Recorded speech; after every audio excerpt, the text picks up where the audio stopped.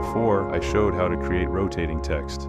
Today, we will rotate it around an object. Fusion step by step. Add the video to the timeline. Keep the duration at 12 seconds. Create a Fusion composition. Switch to Fusion.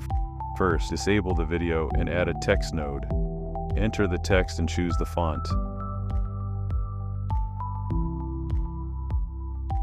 Connect Shape 3D to the text.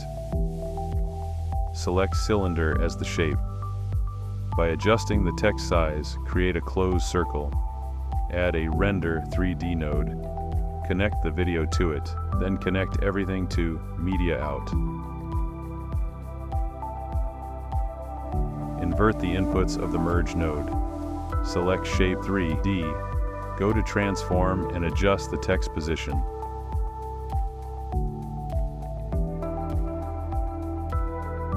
Go to Frame 0 and set the initial text position. Add a keyframe.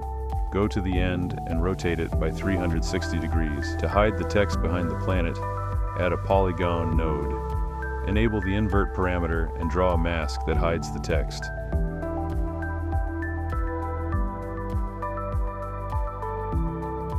Increase the border width and soft edge values. Done.